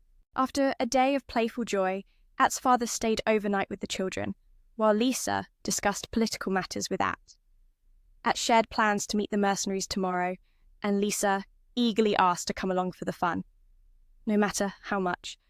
At tried to discourage her, she was determined, even packing to stay the night. Left speechless, At prepared an extra room for Lisa. But Lisa insisted on sharing a bed with At refusing to sleep separately. At this moment, Charlotte woke sensing Lisa's intentions. She also wanted to sleep beside At, refusing to yield him to Lisa. Charlotte even dragged Rousseau along to keep warm. The result, both women slept soundly, drooling away, while the two young men lay awake all night. The next morning, the women were cheerful, but At hadn't slept a wink. Rousseau was equally restless, haunted by Charlotte's presence. Meanwhile, Rhys excitedly reported he had contacted the Sado group. The team bid farewell to the orphanage, promising the kids they'd return soon. Charlotte felt a warm joy while Rhys planned to meet the Sado mercenaries at an outskirts tavern. It turned out Rhys still held connections from his mercenary days, enabling a quick rendezvous. The Sado group specialized in intelligence and assassination professionals through and through. Adat was deeply shaken, fearing for his life under their watchful eyes. Rick learned the new Sado leader was exceptionally skilled, but only accepted jobs he liked. No guarantee At's offer would be accepted. After a walk, the group arrived at the tavern. Upon seeing At, several maids tried to flirt while a burly man warned At to leave, the place was full. But Rhys quickly whispered Sado's secret code, convincing the man to give them a table. Those seated, curious stares from others unsettled Charlotte, who wanted to set the tavern ablaze. Rhys wisely restrained her and ordered breakfast. At suspected, the rival group was investigating their team, meaning a Sado member was definitely among the patrons. As At scanned the room, Charlotte urged him to order food so no one would suspect. Hastily, At chose dishes to avoid holding up the servants. Then, a shock hit him. He detected the stats of a nearby waiter. After ordering, At slipped away to the restroom to test his detection abilities, finding them normal. His worry grew when he realized the waiter was male and possessed terrifyingly high stats. Suddenly, the waiter forced At into the storeroom, pressing a blade to his chin and demanding to know how At discovered he was the Sado leader. Just then, Rhys plunged a dagger into the assailant and rushed to save At, furious that anyone dared threaten his master. The leader hadn't expected a noble like At to summon backup, but in truth, At hadn't done much, the ever-watchful. Lisa had been tracking him and even threatened the leader, demanding he accept her orders. Of course, the leader refused and threatened to end At's life before fleeing. Yet Lisa's fierce protection ensured At's safety, showing that sometimes the greatest power isn't a sword or magic, but the unwavering support of those who stand by us in the shadows. If you've ever felt powerless, like At, remember sometimes survival depends not on strength alone, but on the bonds we forge the silent guardians who watch our backs when darkness closes in. Let's carry this story in our hearts where light flickers even in the deepest night. Thanks for journeying with me. But Licia insists that such a thing could never happen because Rhys still stands behind them. Now, the only way to survive is to accept the mission. If he dares to run away, Licia will hunt him down relentlessly. Hearing Licia's threatening tone, At was scared to his core. The leader immediately dropped his weapon and apologized cheerfully to Licia for his earlier disrespect. At this moment, the leader wondered how At recognized his true identity. At revealed that he possesses a discerning eye that can see through others' powers, even uncovering the leader's real name, Magician. Forced to believe, At Magician admitted he abandoned that name long ago. Now he goes by Pham and is indeed the leader of the Sado group. Pham was also surprised to see At's group was full of strong fighters, especially the young lady Licia, who seemed madly in love with At. Pham now wanted to bring the whole group to a private room to discuss business. Licia explained she had noticed At's shocked expression when he saw the servant earlier, so she secretly followed At to protect him. Hearing this, At was amazed. He never expected Licia to be so trustworthy. At then suggested Pham investigate Prena district to understand why they refused to surrender. Pham agreed and told At to return in 5 days for the results, confident his Sado specialty in intelligence gathering would complete the mission swiftly. Meanwhile, Charlotte had already devoured all the food everyone ordered earlier, since she noticed they had been away in the restroom for too long and didn't want the meal to go cold. But actually, At had just met with the Sado leader, finished business, and when Pham saw Charlotte eating so heartily, he treated her to an extra pastry. Though Pham was a guy, At had to admit he was surprisingly feminine, perhaps a clever disguise to avoid revealing his identity as the Sadhu leader. A few days later, At returned to the tavern to ask Pham about the investigation. At learned that Pham alone was assigned this task with no other members involved. Seeing Pham's high intelligence stats, At wasn't surprised.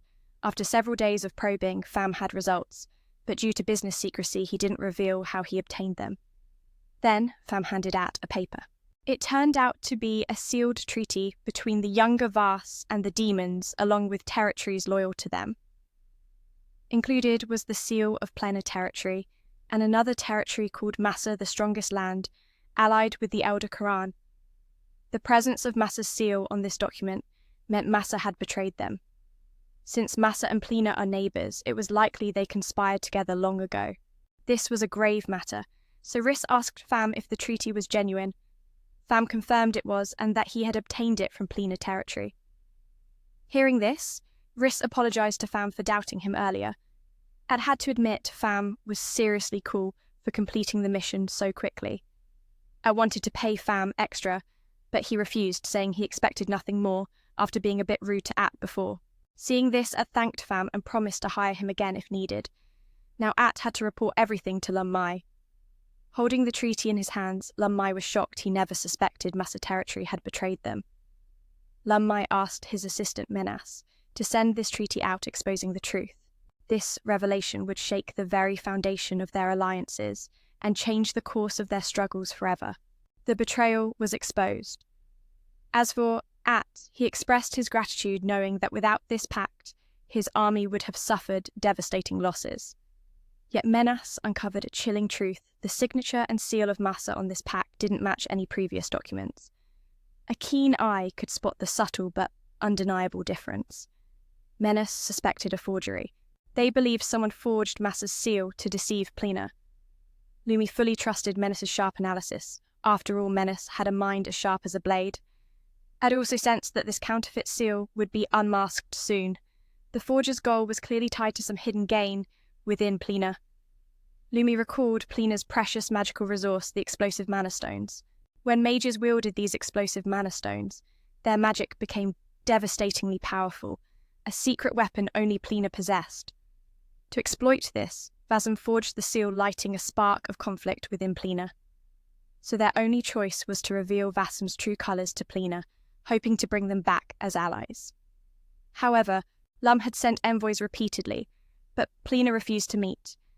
Now they had to find a way to face Plena directly to resolve this. The next morning, At sent the pact to Plena to gain an audience with the local lord. At had to pretend to side with his younger brother Vasm for Plena's lord to listen. He even spun lies that Lum had switched allegiance, fooling the lord completely. At confessed he just wanted to back the winning side, and the lord welcomed him into Vasm's fold. But before anything else, it needed to confirm the pact's authenticity. The lord assured him it came directly from Vasm, so it must be real. Yet At knew Massa's loyalty to Quran ran deep. If Massa betrayed them, their lands would have been besieged already. The Lord of Plena was left speechless, realizing At was only pretending to join Vasm, to get close to him.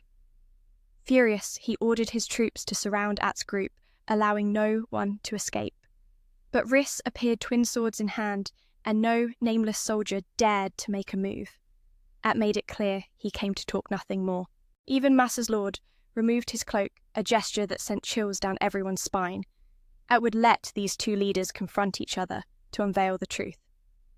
Earlier At had planned with his allies to prove the pact's forgery. First, he brought the document through Massa's lands to show their lord, who was furious that Vasm dared forge his territory's seal. The Massa lord vowed to personally go to Plena to clear up the misunderstanding, leaving At stunned. Now, Massa declared he never signed the pact. It was all Vasm's deception to sow discord. Massa reaffirmed his unwavering loyalty to Quran alone. Hearing this, Plena's lord realized he had been duped by Vasm and now yearned to rejoin Lord Quran's side. But he still worried, having opposed Quran. Before would he be accepted? Now Massa's lord stepped closer, reminding him that Massa's lands were the most populous and powerful. To protect their people, Massa must win this war. Compared to the small Plina territory and its easily swayed lord, Master's words were like iron. Plina's lord bowed speechless. At felt deep respect for Master's authority and vowed to follow his example. Master credited At with the greatest contribution, granting him full authority over Plina's fate. At mused that everyone makes mistakes, but this time, thankfully, the conflict could be resolved peacefully, no bloodshed needed. He warmly welcomed Plina back as an ally. Plina's lord promised to serve their shared ideals with renewed dedication, with the truth laid bare.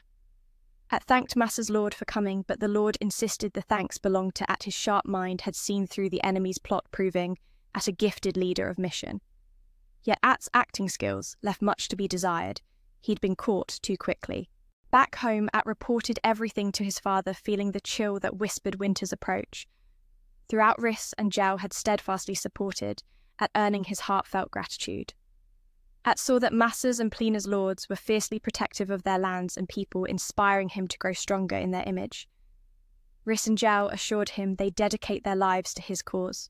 Just then, a servant announced a carriage had arrived, none other than Lord Lume come to visit Raven's grave and bring news. Lord Karan wished to meet At. The weight of this invitation hit At like a storm. This was like a village chief meeting. The president, overwhelmed At, initially declined seeing himself just as a provincial lord. But Lume reported to Karan about At's achievements, sparking his interest. At asked for a few days to prepare, but Lume insisted it was time to depart immediately. At's panic grew. This sudden summons was beyond anything he expected. Riss and Gel encouraged him, saying this was a golden chance to climb higher. So reluctantly, At set off at once. Charlotte, hearing she'd meet a high-ranking figure, scrambled to pick her best dress. But before she finished, the servant announced everyone had already departed. Rizal wondered if it was wise to leave Charlotte behind, but Riss thought it best someone stayed home. Meanwhile, Aher was tense, unsure if Lord Karan was as formidable as rumours said, especially with other skilled lords attending the feast. Riss thought, anyway, someone needs to stay home. But At was under intense pressure, unsure if Lord Karan was truly fearsome. To make matters worse, word came that other powerful lords would also attend the party. If At failed to impress today, his entire clan's honour would be at stake. Soon enough, the group reached the distant port city, the stage for this crucial gathering.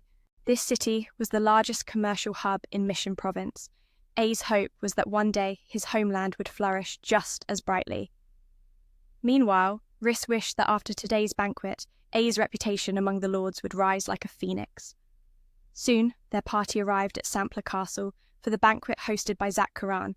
At first glance, the lords dismissed A as just a kid, while A felt like a country bumpkin under their cold stares.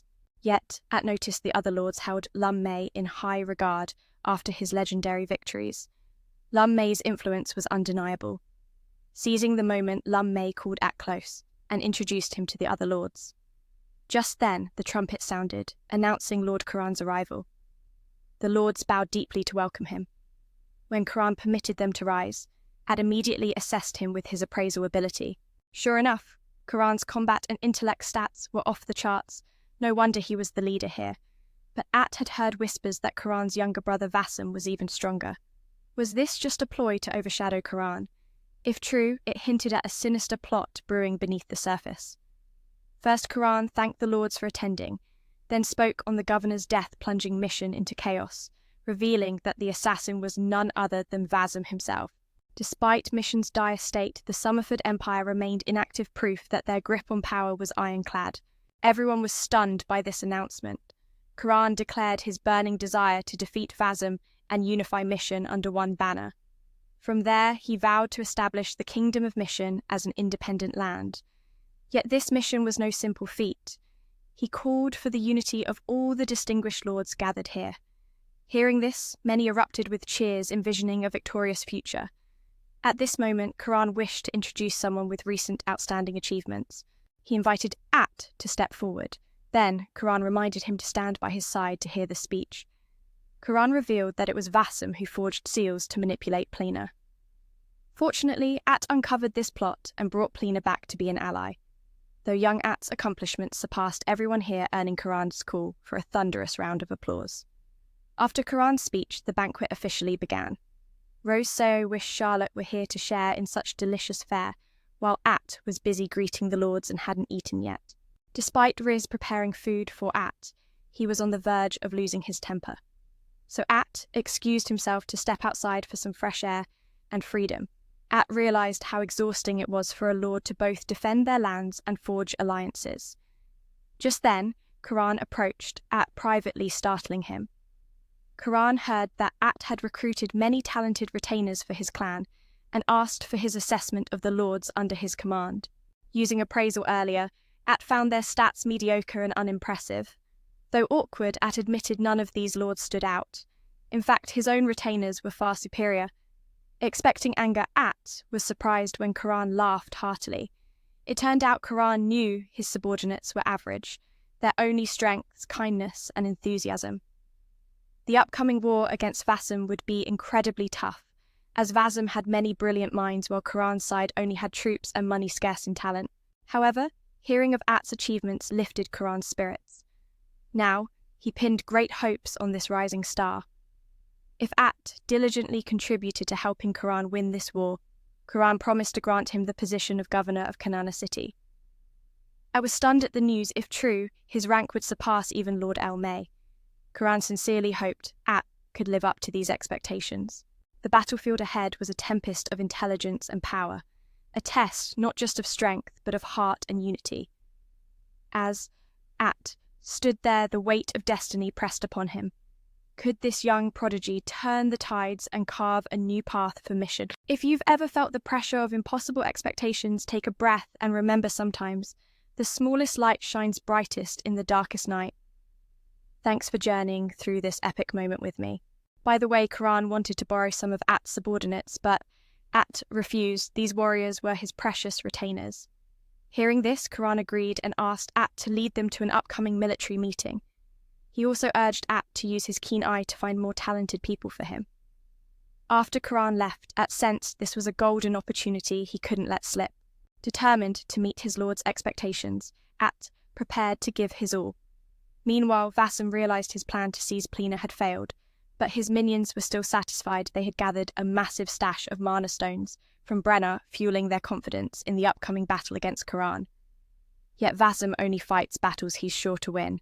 Right now, Vassam is searching for a person named Murray. His minions quickly stopped him, dismissing Murray as a drunken mess with no use. Charlotte, hearing about the upcoming meeting with the Lord, wasn't happy either. At added that Karan had asked him to find talented people. Upon hearing this, Riss suggested At seek help from the Sai Guild. Maybe they had valuable intel. So At headed to a tavern to ask Fam for help finding skilled people, promising to pay 20 gold coins for anyone exceptional. Charlotte feared Fam might bring back some bizarre character. Just then, a drunken woman collided with At, sending him sprawling. Though she helped him up, Riss wasn't forgiving of her clumsiness. The drunken woman entered Fam's tavern, surprising him. At first, he thought she was a customer, but she asked for a job. The tavern owner instantly recognised her Murray, an old acquaintance who used to drink with him back in their hometown. Murray confessed she was now penniless and begged for work, but the owner knew her reputation as a lazy drunk and was hesitant. Still, Fam wanted to take her in to ease his workload. When the owner questioned this, Fam assured him he'd handle everything. The owner worried, how could a drunkard be reliable? Sure enough, Mireille spent her work hours drinking and causing trouble, angering customers. Luckily, Fam's indulgence kept her on board. While eating, Fam wondered how Mireille had survived all this time, but the question was too deep for her to answer. Mireille knew Fam was a man, not a woman, and in return for his kindness, she shared some of her story. She once had a foolish group of followers who always messed things up. Long ago, they helped an old man who recently passed away, though poor Mireille's group earned his deep trust. That man was the governor of Mission. After his death, Mireille wandered, living in hardship until now. Hearing Mireille's tale, Fam realised she was no ordinary person. He suggested a job that could earn her good money. The next day, Fam wrote to it saying he found the perfect candidate and personally escorted her to At's mansion for credibility. Atu was suspicious about how quickly Fam found someone, but decided to assess her abilities first. When the door opened, Fam introduced the woman Mireille. At immediately recognised her as the one who bumped into him yesterday, always smelling of alcohol and looking dishevelled. Rhys doubted Fam had found the right person. Murray had imagined the Lord Lent as some burly, grimy figure, but was intrigued to see a young noble already ruling. She eagerly hoped At would hire her. Though Fam introduced her, At wanted certainty. Upon checking Murray's stats, he was stunned. Her overall abilities were off the charts. Every attribute from leadership to combat soared. Even her willpower surpassed Josel, their strategist, and her ambition outshone Lycia's. At gasped, calling her a monster. After studying Murray's stats, At was still in disbelief. When he read her name aloud, everyone grew tense. Murray was the former governor of Mission's secretary, recently assassinated under mysterious circumstances. How she ended up here remained a mystery. However, Roselle and Rhys opposed letting Murray join as a retainer. She carried a bad reputation and had been expelled from Mission. Worse, her brother was a trusted subordinate of Vazim, reportedly more capable than Murray, which unsettled At. Since they were siblings, Rhys feared Murray might collude with her brother. Murray denied any affection between them. Despite Rhys's distrust, he advised At to reject Murray. But At accepted her without hesitation, confident in her exceptional skills, aware of the risks At still wanted to recruit her because his territory desperately needed talent. Reluctantly, Rhys and Josel agreed. Murray was thrilled and looked forward to their support. On her first day, though, Rhys already lost patience. Murray slept in all day, refusing to work, showing no interest in training the soldiers. She constantly drank and acted as if she bore no guilt. Roselle also complained about her attitude, recalling how Murray forced him to run outside instead of reading books despite his bookworm nature. Yet, At defended Murray, believing she had some special purpose. Just then, a loud explosion startled everyone, making soldiers think it was an enemy attack. It was Charlotte who had just demonstrated some magic tricks for Murray, creating a huge crater in the courtyard. I was speechless. He never expected two such wild girls. Roselle grumbled about Murray's attitude, recounting how she forced him to run outside instead of letting him read something a bookworm like Roselle hated. Still, it defended her, sensing she had a deeper purpose. Suddenly, a loud explosion startled the soldiers, who feared an attack, but it was Charlotte casting a spell to create a massive pit right in the courtyard. When At asked, Charlotte explained she was showing off some magic tricks to Murray. At was speechless. He hadn't expected these two girls to be such troublemakers. But since Murray was important to At, he dared not object. Only the soldiers and servants were truly frustrated with her behaviour. Murray, however, showed no remorse, fueling everyone's irritation. Despite the complaints, Murray insisted on staying because At treated her like the fake governor did, with warmth and acceptance. This lifted her spirits, and she challenged everyone to a mock battle.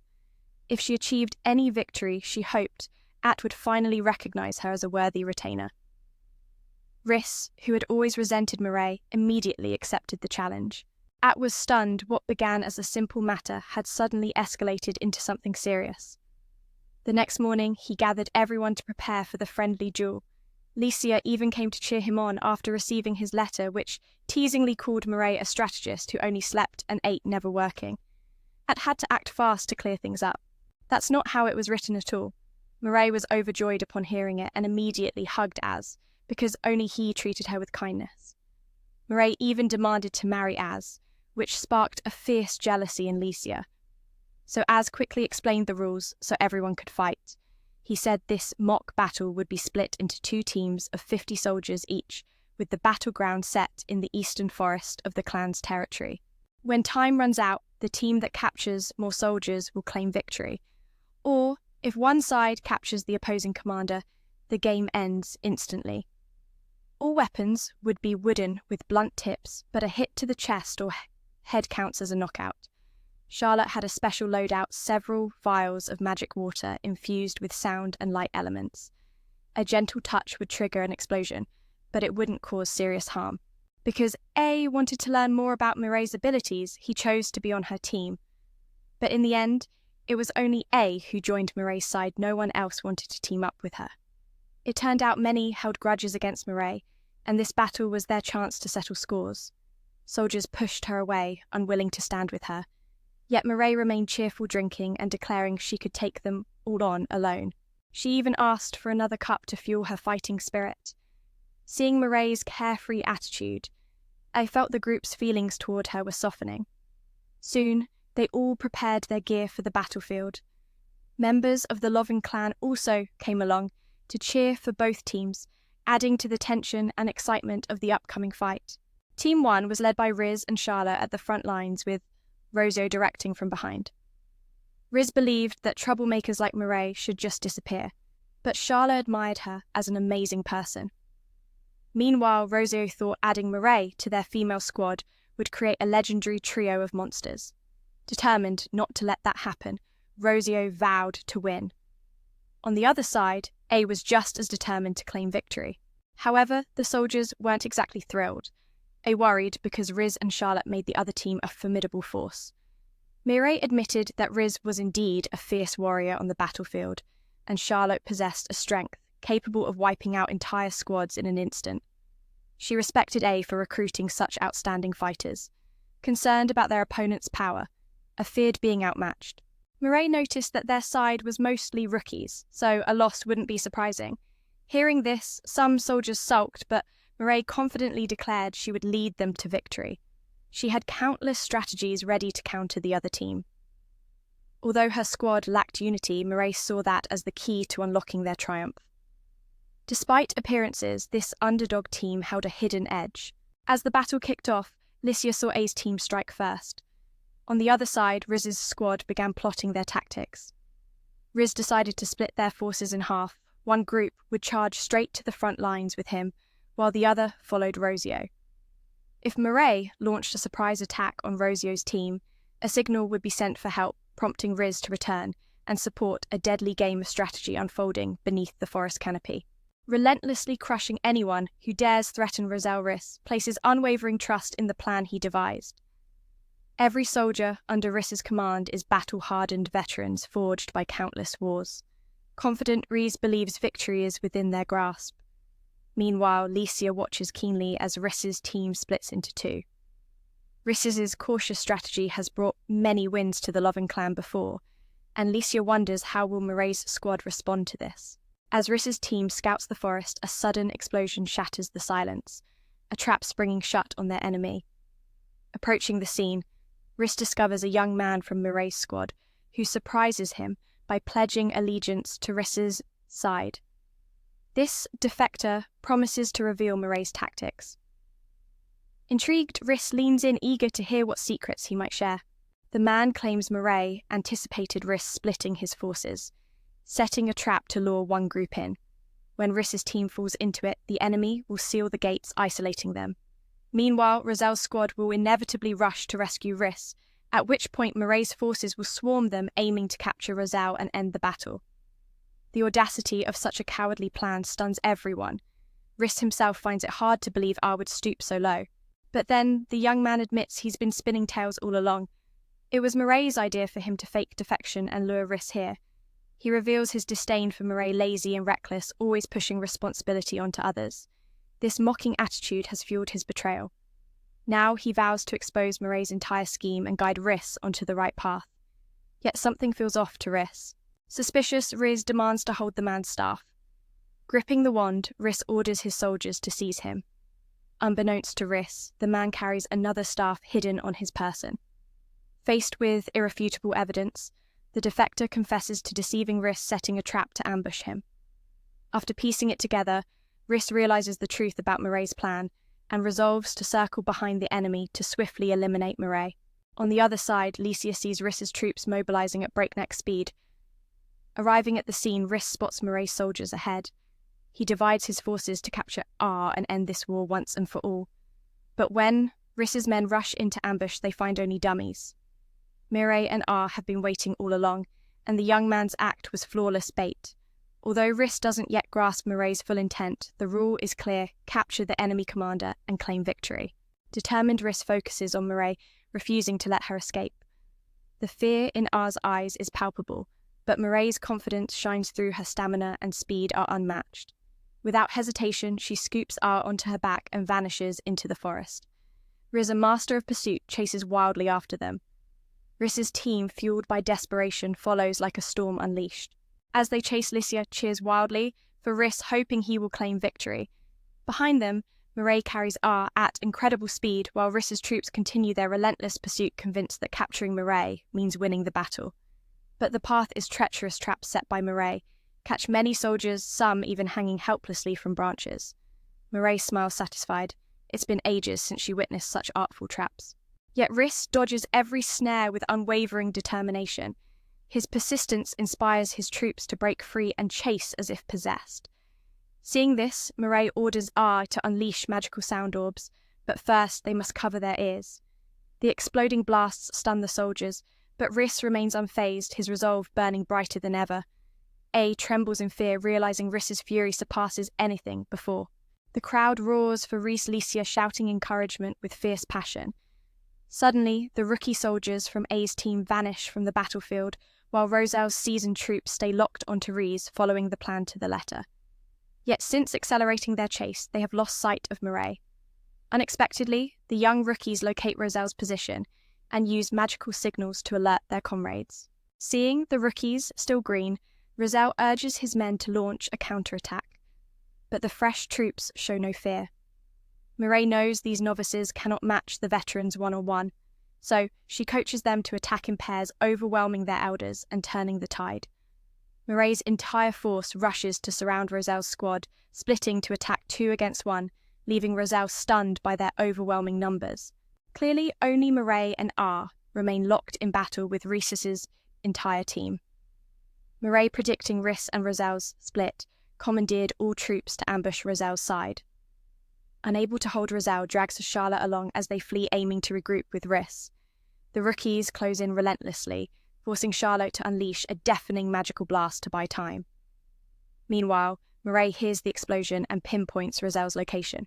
Now, Mireille's priority is shaking off Rhys, who is rapidly closing in. Rhys wonders how, after running so far, Charlotte's blast still sounds so close. Charlotte fails to cover her ears in time and is left dizzy from the blast. Only Roselle struggles alone, vulnerable without protection. Licia finally grasps Mireille's cunning plan, lure Rhys in circles, while secretly targeting Roselle. Realizing this too late, Rhys can only race forward, desperate to catch Mireille. Mireille quickens her pace, leaving R feeling woozy and pale. Yet Rhys matches her speed with terrifying intensity, even accelerating further, astounding Mireille. Memories flood Rhys's mind. When he first met R, he swore to become his closest protector. Losing to a lazy, drunken opponent like Mireille is unthinkable. Fueled by fierce determination, Rhys pushes onward, embodying the unstoppable force in a battle where every heartbeat counts. This is more than a fight. It's a testament to loyalty, willpower, and the unbreakable bonds forged on the battlefield. In this tangled dance of strategy and spirit, who will emerge victorious? Determined not to let them escape, Charlotte was forced to unleash a magical bridge, causing a blinding explosion to block the soldiers. Mireille heard the blast and pinpointed Josier's location, but now they had to shake off Rhys. He was hot on their trail. Rhys wondered how he had run so far, yet Charlotte's explosion sounded so close. Charlotte didn't cover her ears in time and was left dazed by the magical flash. Now, Roseau was the only one struggling alone, running for his life without any protection. Licia finally understood Mireille's plan. She had lured Rhys to circle the forest while quietly targeting Roseau's position. Roseau realized Mireille's tactic too late and could only sprint desperately to catch up. Seeing this, Mireille sped up, making Az's face go pale with dizziness. But Rhys kept up the terrifying pace, matching Mireille step for step. He even pushed himself faster, shocking Mireille. At that moment, Rhys recalled the first time he met Az. From that day, Rhys vowed to be his closest protector. He refused to lose to a lazy, drunken rival like Az. Fueled by this resolve, Rhys accelerated, no longer underestimating Az. Caught up in the fierce race, Az's mind spun wildly. After circling the forest, Mireille found Roseau running back towards them and rushed to intercept before Rhys could catch up. Rhys was only a few steps behind Mireille, hoping against hope to win. Seeing the danger, Az threw his remaining magic orbs to block Rhys's path. But Rhys charged on relentlessly, refusing to slow down. So Az had to unleash his final magic orb to seize victory. The result, Az's sword reached Joseo before Rhys's blade could touch him. Witnessing Mireille's miraculous win, Az's admiration for her only deepened. Meanwhile, Rhys bore the weight of defeat, blaming himself for failing to bring victory to his team. Once the contest ended, it announced Mireille's team as the winners. Riss's squad accused them of winning through underhanded tactics, but Riss believed on the battlefield there was only victory or defeat, no shame. Everyone had to face their weaknesses honestly. Riss admitted that while Moray's attitude could be difficult today, she led the team to victory. He apologized to everyone for not securing the win and resolved to learn more from Moray. So Riss and his team approached Moray, bowing in respect to her talent. Charlotte wasn't surprised he'd recognized Moray's strength from their first encounter. Myra also acknowledged that everyone here was formidable first Riss, whose speed nearly caught her. Then Charlotte with his remarkable magic skills, and Rose who cleverly kept his distance from Riss. Moray's victory was just a narrow escape. She also praised At for gathering such talented warriors. She wondered if At was scheming to conquer the world, but At insisted he only wished to protect his land and build a peaceful city for children. Moray understood then that this was a place of peace, free from war. She believed the only way to achieve such a dream was for At to become the king of this land. Everyone was surprised by this bold goal, and Moray set her sights on helping At ascend the throne, confident he could do it. At recalled his father once saying the same, that one day At would become a great man, maybe even an emperor. That memory sparked a flicker of hope within him. Moray then reminded everyone to quickly prepare for the feast after a long day of training. At raised his cup, joining the group in a celebratory toast. After the grueling exercises, everyone drank together to kick off the party. Az then urged everyone to quickly prepare for a feast after a day of exhausting training. He raised his cup in celebration alongside the others. The team drank heartily to kick off the party. Moray defeated many young challengers daring to test her drinking skills. Seeing her keep down endless drinks without faltering, everyone dubbed her the goddess of booze. Some soldiers, eager to grow stronger, begged Moray to teach them more. Moray responded that extra lessons were unnecessary, the training program and Riss's guidance were already perfect. Of course, Riss still lagged behind her. Rel seemed bothered after losing to Moray, blaming himself because Az lacked the stamina to run, which led the team to defeat. Now, Rozo realized just how crucial running was. Moray advised him that even a great strategist like himself sometimes needed to escape to survive the battlefield. But before he could run, Charlotte pinned him down, nearly suffocating him. Moray reminded Charlotte to use offensive magic on Rosio to help him practice fleeing skills. Meanwhile, Lissia apologized to Az for her earlier jealousy over Moray's marriage proposal. Now, she truly believed Moray was an exceptionally talented woman. Looking at Moray, Az recalled the advice about becoming emperor from earlier that day, feeling conflicted and worried if he could fulfill that dream. Riss then approached Az to apologize for today's loss. Though Az held no grudge, Riss felt he had betrayed him. He had once sworn to Jen to always support Az, yet today's crushing defeat filled him with shame. Az encouraged Riss not to dwell on this minor failure, but to walk alongside him from now on. Riss promised to work harder to live up to Az's expectations. After today, Az had to admit Az was truly skilled. He also wanted to ask Riss about the Emperor dream Moray mentioned earlier. Riss believed that though the Emperor's role was grand, he wasn't surprised because he shared Az's hope for the future. Az trusted that when he became Emperor of the continent, making a peaceful world for all would be within reach. Seeing Az's determination, Riss vowed to pave the way for him and always stay close until that dream became reality. The next morning, Az said farewell to Lissia as she set out to return to her territory. Moray, however, was still sprawled asleep, refusing to get up, frustrating the soldiers, who had already risen early to train like maniacs. Charlotte was busy clinging to Rosio to help him practice running away skills. That day, Az received a letter from Lord Quan summoning him to the next military meeting. So, Az decided to bring along his 4 most talented retainers. After giving final instructions, Az urged everyone to prepare quickly to depart. Thus, Season 1 of this anime ended here. Don't forget to like, subscribe, and leave